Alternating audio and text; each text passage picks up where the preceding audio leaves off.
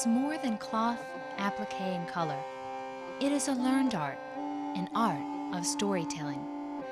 And theirs is a story that dates back to the early 1800s. It was around that time that the Hmong people migrated from China to areas in Laos, Thailand, Burma, and Vietnam.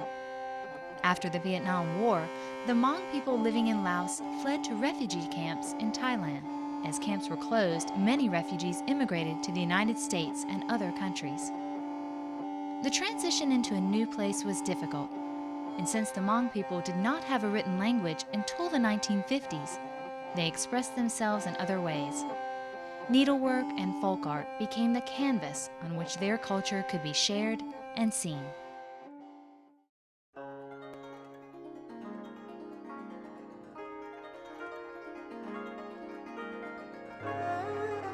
Anything that we wear as clothing is a form of art. As little as a baby carrier, there's art on it, there's cross-stitch, applique on it, or as a baby's hat, it's applique, and especially the baby's hat. There's a lot of work that's put into it. There's a lot of symbolic meanings. The most popular is the elephant's footprint. That's what we use on most of our design as clothing and as decorations. And behind that elephant's footprint, within that design, there's so many little designs in it. It's the elephant footprints itself is also called snail shells that's put into it. For the Hmong, the elephant footprint symbolizes the importance of a close-knit family. Much like a herd of elephants, they find strength in living together and helping one another. Other designs and shapes featured in their textiles are thought to be characters that once made up their ancient written language. Over time, due to persecution and cultural genocide, the characters have become indecipherable and are now simply designs. Hmong women create special garments to celebrate life events like weddings, funerals, and births. The Hmong refer to the techniques used to create the clothing as padao, meaning flower cloth.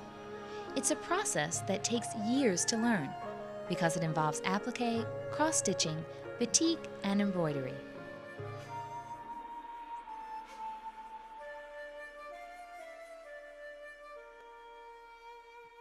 Hmong story cloth, you can go anywhere in the United States where Hmong people live and still see story cloths that look like the same, because Hmong people, they live in village, they live in tribes, they usually do, they garden a lot, they live by nature, and a lot of you see is the Vietnam War, because a lot of Hmong went through the Vietnam War and crossing the river from the Mekong River to Thailand to a refugee camp to come to the United States.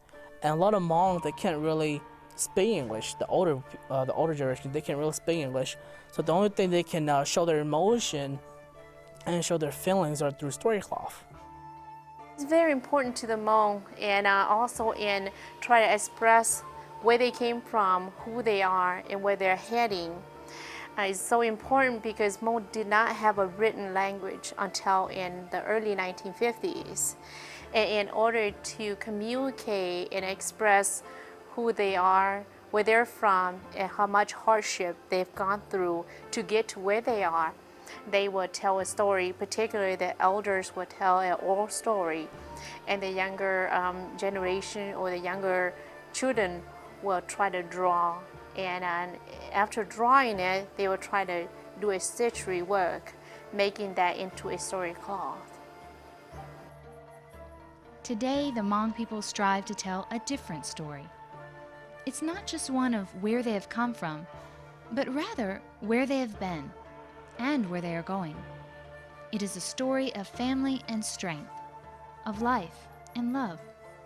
While they use their traditional skills as a way to share new experiences, they have not forgotten their roots. As we embrace their craftsmanship, we too can become a part of this preservation and open the door to a greater understanding of people outside of our own culture.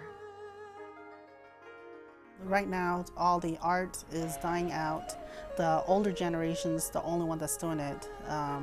That's over 50 years old that's doing it. They carry the art over after the war, or still from Thailand or from Laos. our generation, we still know people live in Laos and Tongue. We still know people that came from Laos and Tongue, like my parents does, and my grandparents does. And if it passed through us, like I was born in the United States, I can't tell anything about my kids, you know, one day, hey, you know, this is how Laos looked like, this is how, you know, I crossed the Mekong River and stuff. We can't tell them no more because we don't know any of the stories. So we should preserve our story cloth. We should preserve everything because our story cloth have a point. That's the only thing that we can turn back to, show it to our kids one day that, hey, this is what we got to the United States. Your grandparents came from this to this to this to the United States.